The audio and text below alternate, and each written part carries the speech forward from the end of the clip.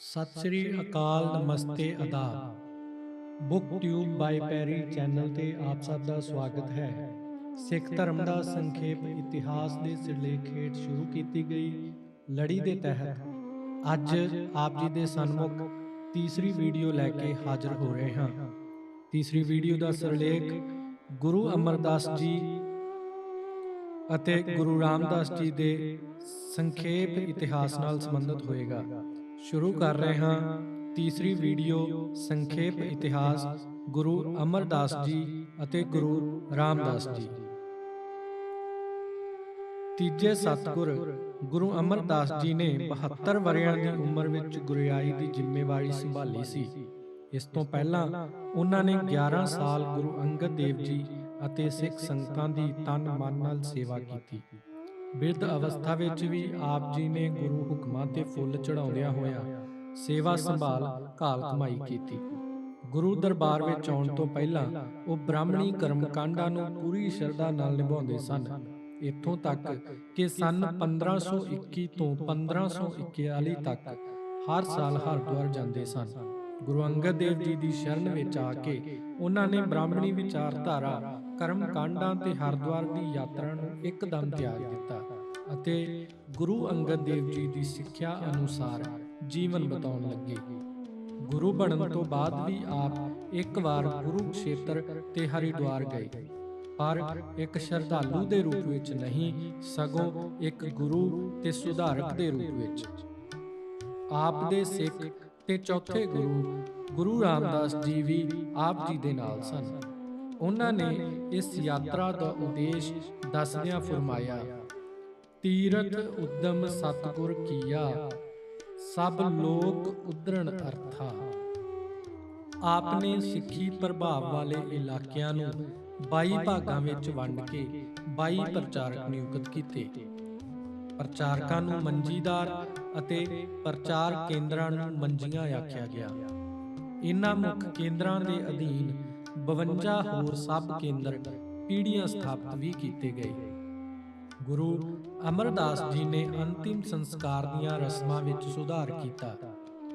ਆਪ ਦੇ ਪੜਪੋਤੇ ਬਾਬਾ ਸੁੰਦਰ ਜੀ ਦੀ ਲਿਖੀ ਬਾਣੀ ਸੱਧ ਵਿੱਚ ਇਸ ਸਬੰਧ ਵਿੱਚ ਸੇਧਾਂ ਦਿੱਤੀਆਂ ਗਈਆਂ ਹਨ। ਸੁੱਚ ਭਿੱਟ, ਜਾਤ ਪਾਤ ਆਦਿ ਦਾ ਡਟ ਕੇ ਆਪ ਨੇ ਵਿਰੋਧ ਕੀਤਾ। ਇਸੇ ਲਈ ਦਰਬਾਰ ਵਿੱਚ ਆਉਣ ਵਾਲਿਆਂ ਲਈ ਲੰਗਰ ਛਕਣਾ ਲਾਜ਼ਮੀ ਕਰ ਦਿੱਤਾ ਗਿਆ। ਬਾਦਸ਼ਾਹ ਅਕਬਰ ਨੇ ਵੀ ਆਮ ਲੋਕਾਂ ਵਾਂਗ ਸੰਗਤ ਦੇ ਨਾਲ ਪੰਗਤ ਵਿੱਚ ਬੈਠ ਕੇ ਲੰਗਰ ਛਕਿਆ। ਇਸਤਰੀ ਜਾਤੀ ਦੇ ਸੁਧਾਰ ਲਈ ਆਪ ਨੇ ਵਿਸ਼ੇਸ਼ ਕਾਰਜ ਕੀਤੇ।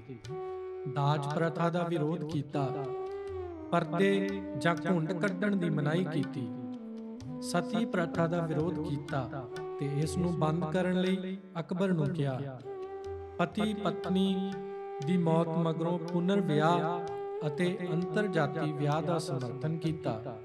ਵਿਆਹ ਦੀ ਯੋਗਤਾ ਨੂੰ ਗੁਰਸਿੱਖੀ ਜੀਵਨ, ਚੰਗੇ ਆਚਰਣ ਅਤੇ ਕਿਰਤੀ ਹੋਣਾ ਮੰਨਿਆ। ਆਪ ਨੇ ਆਪਣੀ ਧੀ ਬੀਬੀ ਭਾਨੀ ਦਾ ਵਿਆਹ ਯਤੀਮ ਅਤੇ ਅੱਤ ਦੇ ਗਰੀਬ ਜੇਠਾ ਜੀ, ਮਗਰੋਂ ਜੋ ਗੁਰੂ ਰਾਮਦਾਸ ਜੀ ਬਣੇ, ਨਾਲ ਕਰ ਦਿੱਤਾ, ਜੋ ਗੁਰਸਿੱਖਾਂ ਵਾਲਾ ਜੀਵਨ ਬਿਤਾਉਂਦੇ ਸਨ, ਭਾਵੇਂ ਘੁੰਗਣੀਆਂ ਵੇਚ ਕੇ ਗੁਜ਼ਾਰਾ ਕਰਦੇ ਸਨ। ਆਪ ਨੇ ਇਸਤਰੀਆਂ ਨੂੰ ਧਰਮ ਪ੍ਰਚਾਰ ਦੀ ਸੇਵਾ ਵਿੱਚ ਵੀ ਲਾਇਆ, ਜਿਨ੍ਹਾਂ ਵਿੱਚ ਮਾਈ ਸੇਵਾ, ਬੀਬੀ ਮੱਥੋ ਤੇ ਬੀਬੀ ਭਾਗੋ ਦੇ ਨਾਮ ਵਰਣਨਯੋਗ ਹਨ। ਜਾਤ ਪਾਤ ਦਾ ਭਰਮ ਅਤੇ ਵਗਦੇ ਪਾਣੀ ਵਿੱਚ ਨਹਾਉਣ ਦਾ ਭਰਮ ਤੋੜਨ ਲਈ ਬਾਉਲੀ ਦੀ ਰਚਨਾ ਕੀਤੀ। ਸਾਲ ਵਿੱਚ 2 ਵਾਰ ਕੇਂਦਰੀ ਪੱਧਰ ਤੇ ਸਿੱਖਾਂ ਦੇ ਇਕੱਠ ਕਰਨੇ ਆਰੰਭ ਕੀਤੇ। ਇਸ ਲਈ ਵਿਸਾਖੀ ਅਤੇ ਦੀਵਾਲੀ ਦੇ ਦਿਨ ਨਿਯਤ ਕੀਤੇ, ਕਿਉਂਕਿ ਇਹ ਦਿਨ ਆਮ ਲੋਕਾਂ ਨੂੰ ਚੰਗੀ ਤਰ੍ਹਾਂ ਯਾਦ ਸਨ।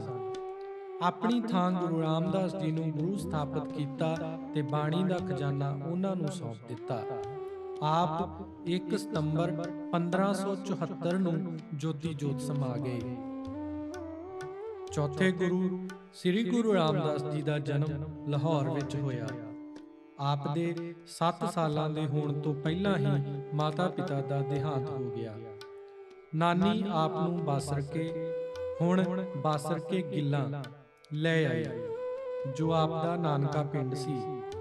ਅੱਤ ਦੀ ਗਰੀਬੀ ਕਾਰਨ ਘੁੰਗਣੀਆਂ ਵੇਚ ਕੇ ਗੁਜ਼ਾਰਾ ਕਰਨ ਲੱਗੇ। ਇੱਥੇ ਹੀ ਆਪ ਦਾ ਮੇਲ ਬਾਬਾ ਅਮਰਦਾਸ ਜੀ ਨਾਲ ਹੋਇਆ, ਜਿਨ੍ਹਾਂ ਨਾਲ ਗੁਰੂ ਅੰਗਦ ਦੇਵ ਜੀ ਦੇ ਦਰਬਾਰ ਵਿੱਚ ਖਡੂਰ ਸਾਹਿਬ ਗਏ। ਜਦੋਂ ਗੋਇੰਦਵਾਲ ਸ਼ਹਿਰ ਵਸਾਇਆ ਗਿਆ ਤਾਂ ਨਾਨੀ ਸਮੇਤ ਬਾਸਰਕੇ ਤੋਂ ਗੋਇੰਦਵਾਲ ਆ ਗਏ। ਬਾਬਾ ਅਮਰਦਾਸ ਜੀ ਨਾਲ ਮੇਲ ਹੋਣ ਮਗਰੋਂ ਅਤੇ ਸਿੱਖਾਂ ਦੀ ਸੰਗਤ ਕਾਰਨ ਮਨ ਸਿਮਰਨ ਅਤੇ ਸੇਵਾ ਵਿੱਚ ਲੱਗਿਆ ਰਹਿਣ ਲੱਗਾ। ਕਿਰਤ ਘੁੰਗਣੀਆਂ ਵੇਚਣ ਦੀ ਹੀ ਸਾਰੀ ਜਾਰੀ ਰੱਖੀ। ਗੋਇੰਦਵਾਲ ਦੀ ਬੌਲੀ ਦੀ ਉਸਾਰੀ ਵਿੱਚ ਵੀ ਆਪ ਨੇ ਵੱਧ ਚੜ੍ਹ ਕੇ ਸੇਵਾ ਕੀਤੀ। ਬ੍ਰਾਹਮਣਾਂ ਨੇ ਗੁਰੂ ਅਮਰਦਾਸ ਜੀ ਦੇ ਖਿਲਾਫ ਅਕਬਰ ਕੋਲ ਜਦੋਂ ਉਹ ਲਾਹੌਰ ਆਇਆ ਹੋਇਆ ਸੀ ਸ਼ਿਕਾਇਤ ਕੀਤੀ ਕਿ ਗੁਰੂ ਜੀ ਪੁਰਾਣੇ ਵਰਣ ਆਸ਼ਰਮੀ ਧਰਮ ਨਾਲੋਂ ਲੋਕਾਂ ਨੂੰ ਤੋੜ ਰਹੇ ਹਨ ਅਤੇ ਵੇਦਾਂ ਸ਼ਾਸਤਰਾਂ ਦੀਆਂ ਸਿੱਖਿਆਵਾਂ ਦਾ ਖੰਡਨ ਕਰ ਰਹੇ ਹਨ। ਗੁਰੂ ਰਾਮਦਾਸ ਜੀ ਤੇ ਕੁਝ ਹੋਰ ਸਿੱਖਾਂ ਨੂੰ ਲਾਹੌਰ ਸਿੱਖੀ ਦਾ ਪੱਖ ਪੇਸ਼ ਕਰਨ ਲਈ ਭੇਜਿਆ ਗਿਆ। ਉਹਨਾਂ ਦੇ ਜਵਾਬ ਨਾਲ ਅਕਬਰ ਦੀ ਪੂਰੀ ਸੰਤੁਸ਼ਟੀ ਹੋਈ। ਗੁਰੂ ਅਮਰਦਾਸ ਜੀ ਦੇ ਕਹਿਣ ਤੇ ਆਪ ਨੇ ਮਾਝੇ ਵਿੱਚ ਸੁਲਤਾਨਵਿੰਡ, ਤੁੰਗ, ਗਿੱਲਵਾਲੀ ਤੇ ਗੁਮਟਾਲਾ ਪਿੰਡਾਂ ਦੀ ਜ਼ਮੀਨ ਖਰੀਦ ਕੇ ਸਿੱਖਾਂ ਦਾ ਨਵਾਂ ਕੇਂਦਰ ਵਸਾਉਣਾ ਸ਼ੁਰੂ ਕੀਤਾ। ਨਾਮ ਗੁਰੂ ਕਾ ਚੱਕ ਰੱਖਿਆ ਗਿਆ। ਪਹਿਲਾਂ ਸੰਤੋਖਸਰ ਸਰੋਵਰ ਬਣਾਇਆ, ਫਿਰ ਨਵੇਂ ਸਰੋਵਰ ਦੀ ਨੀਂਹ 1573 ਵਿੱਚ ਰੱਖੀ। ਸੰਨ 1574 ਵਿੱਚ ਆਪ ਗੁਰੂ ਬਣੇ ਤੇ ਗੁਰੂ ਕੇ ਚੱਕ ਆ ਗਏ। 1577 ਵਿੱਚ ਸ਼ਹਿਰ ਦੀ ਮੁੜ ਉਸਾਰੀ ਆਰੰਭ ਹੋਈ ਤੇ ਸਰੋਵਰ ਅੰਮ੍ਰਿਤਸਰ ਸਾਹਿਬ ਦੀ ਖੁਦਾਈ ਵੀ ਸ਼ੁਰੂ ਹੋਈ, ਜੋ ਕਿ ਸੰਨ 1581 ਵਿੱਚ ਸੰਪੂਰਨ ਹੋਈ। ਸ਼ਹਿਰ ਵਿੱਚ 52 ਵੱਖ-ਵੱਖ ਕਿੱਤਿਆਂ ਦੇ ਕਾਰੀਗਰਾਂ ਨੂੰ ਵਸਾਇਆ ਗਿਆ। ਹੌਲੀ-ਹੌਲੀ ਸ਼ਹਿਰ ਦਾ ਨਾਮ ਰਾਮਦਾਸਪੁਰਾ ਪੈ ਗਿਆ। ਸ਼ਹਿਰ ਵਸਾਉਣ ਲਈ ਬੇਅੰਤ ਮਾਇਆ ਦੀ ਲੋੜ ਸੀ। ਇਸ ਲਈ ਆਪ ਨੇ ਵੱਖ-ਵੱਖ ਇਲਾਕਿਆਂ ਵਿੱਚ ਮਸੰਦ ਨਿਯਤ ਕੀਤੇ, ਜੋ ਸੰਗਤਾਂ ਤੋਂ ਕਾਰ ਭੇਟਾ ਲੈ ਕੇ ਗੁਰੂ ਦਰਬਾਰ ਵਿੱਚ ਪਹੁੰਚਦੇ ਤੇ ਸੰਗਤਾਂ ਦੇ ਸਮਾਚਾਰ ਗੁਰੂ ਸਾਹਿਬ ਤੱਕ ਪਹੁੰਚਾਉਂਦੇ ਸਨ। ਸਿੱਖ ਧਰਮ ਦਾ ਪ੍ਰਚਾਰ ਵੀ ਕਰਦੇ ਸਨ। ਗੁਰੂ ਰਾਮਦਾਸ ਜੀ ਨੇ ਸਿੱਖ ਧਰਮ ਦੀਆਂ ਮਰਿਆਦਾ ਪੱਕੀਆਂ ਕੀਤੀਆਂ। ਸਿੱਖ ਦੀ ਪਰਿਭਾਸ਼ਾ ਤੇ ਨਿਤ ਕਰਨੀ ਸਪਸ਼ਟ ਕਰਕੇ ਲਿਖੀ। ਹਰ ਕੰਮ ਕਰਨ ਤੋਂ ਪਹਿਲਾਂ ਅਰਦਾਸ ਕਰਨ ਦਾ ਉਪਦੇਸ਼ ਦਿੱਤਾ। ਆਨੰਦ ਕਾਰਜ ਸਮੇਂ ਪੜ੍ਹੀਆਂ ਜਾਣ ਵਾਲੀਆਂ 4 ਲਾਵਾਂ ਉਚਾਰਨ ਕੀਤੀਆਂ। ਦਾਜ ਪ੍ਰਥਾ ਦਾ ਵਿਰੋਧ ਕੀਤਾ ਅਤੇ ਸਿੱਖਦਾਰਾਂ ਚੌਧਰੀਆਂ ਦੀ ਅਸਲੀਅਤ ਉਘਾੜੀ ਤੇ ਉਹਨਾਂ ਤੋਂ ਨਾ ਡਰਨ ਦਾ ਉਪਦੇਸ਼ ਦਿੱਤਾ।